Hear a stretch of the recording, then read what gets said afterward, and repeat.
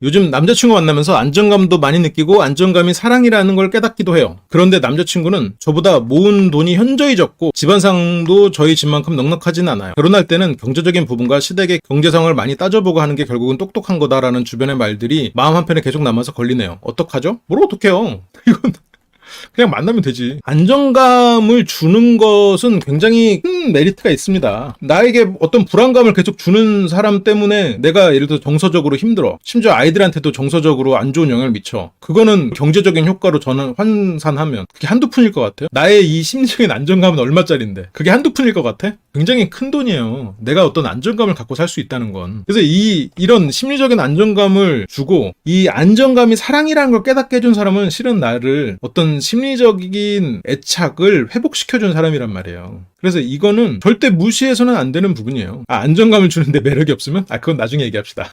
그건 또 다른 문제고, 이 분은 지금 매력까지도 있는 상황이지. 그리고, 근데 물론 그건 봐야죠. 이 사람이, 예를 들어 속된 말로 논팽이냐?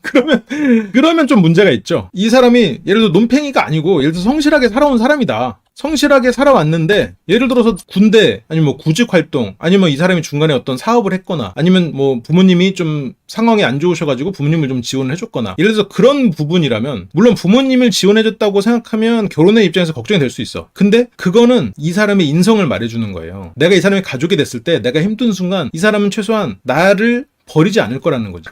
그거는 모르죠. 그런 상황이 됐을 땐 모르는 일이지만 최소한 이 사람이 그렇게 막 계산을 하면서 자기 입속을 가족보다 우선하는 사람은 아니라는 거지. 그것도 어떻게 보면 좋게 볼 수 있는 거죠. 그러니까 이 사람이 그러면 과거를 어떻게 살아온 사람이냐가 중요한 거예요. 과거를 예를 들어서 이 사람이 모은 돈이 현저히 적다는 게 과거를 불성실하게 살아서 그러냐. 그게 아니라면 괜찮지. 안정감은 굉장히 큰 메리트가 있고 과거를 불성실하게 살았다가 아니라면 논팽이라는 표현은 죄송합니다. 어쨌든 아니니까. 논팽이는 아니고 성실한 편이긴 한데 시작이 늦었고 월급 자체가 높지 않아서 모은 돈이 많잖아요. 그러면 어때? 월급도 있는 거고 그리고 지금 이유가 있네요. 늦었으니까. 늦었으면 당연히 뭐 적지. 그리고 늦었다고 하면 보통 시작이 늦었고 월급 자체가 높지 않은 그런 경우에는 둘 중에 하나예요. 직업이 안정적인 수직 구조로 되어 있는 회사이거나 회사나 뭐 어떻게 공기업이거나 아니면 이게 진급에 따라서 빠르게 월급이 상승되는 그런 케이스일 수 있죠. 어쨌건 뭐 월급이 낮으면 또 어때? 아니면 다른 케이스도 있어. 월급이 낮은 만큼 일을 조금 덜 해도 되는 경우도 있어. 그래서 어쨌건 그런 부분이 있기 때문에 이거는 윤희님이 너무 주변의 말에 휘둘리지는 않는 게 좋을 것 같아요. 물론 주변의 말도 일리가 없는 건 아니에요. 왜냐면 뭐 나랑 비슷한 수준 혹은 뭐 나보다 더 좋은 수준의 사람을 만나서 뭐 육아나 이런 걸 할 때도 실은 한두 푼 들어가는 게 아니다. 그리고 어쨌건 그렇게 살려면 좀 여유 있게 살려면 내가 그동안 살아오던 삶을 유지하려면 그런 게 필요하다고 생각할 수 있지만 실은 이렇게 안정감이 사랑이라는 걸 알려주는 사람과는 조금 아껴가면서 살아도 그게 또 행복이거든.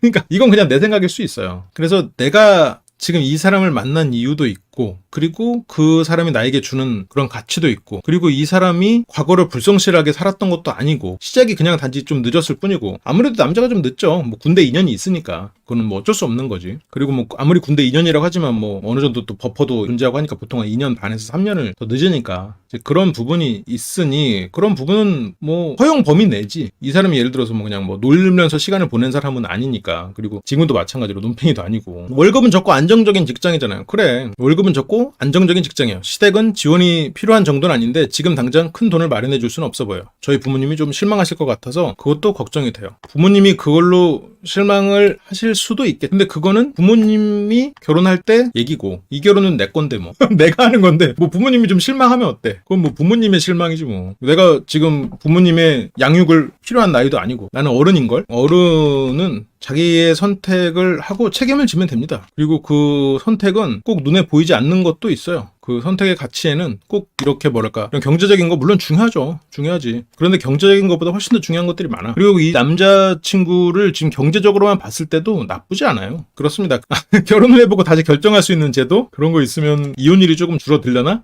보통 그런 걸 이혼이라고 하지 않냐고? 그러니까 이혼이 아닌 걸로 친구들이 어쩌려고 그래 하는 상황에 결혼을 했는데 저는 그 사람을 보고 결혼한 거 너무 잘했다고 생각해요. 그리고 내가 능력이 있으니 경제적 상황을 덜 고려하고 고를 수 있어서 좋다고 생각하면 편해요. 그러니까 이게 이 사람을 예를 들어서 뭐 어떤 사랑을 하지 않고 조건만 보고 결혼해도 되냐라는 질문에는 저는 조건 보고 결혼하는 거 좋다고 생각해요. 그건 왜냐면 그 사람이 조건을 최우선 가치로 두고 그렇게 결혼하는 게 절대 불행하지 않거든. 그런데 이 사람이 예를 들어서 사랑을 하고 어떤 사람을 통해서 안정적인 마음을 얻는 사람이 조건이 맞지 않아서 헤어지면 그건 되게 불행할 수 있는 요소가 되죠. 왜냐면 그 사람은 조건보다 훨씬 더 좋은 가치를 얻고 있었거든요. 아무튼 그래서 주변의 얘기를 너무 귀 기울이지 않는 게 좋을 것 같아요. 부모님이 결혼하는 거 아니잖아요. 그러니까 이 사람이 책임감이 있고, 근데 물론 지금 이제 또 상대가 결혼 마음이 있느냐 그건 또 다른 문제지. 그렇습니다. 남친 직업이 안정적이면 뭐 좋죠. 그걸 이 사람이 평생 성실하게 살 거라는 게 어느 정도 보장돼 있는 거잖아요. 좀 넘어가 볼게요. 그러면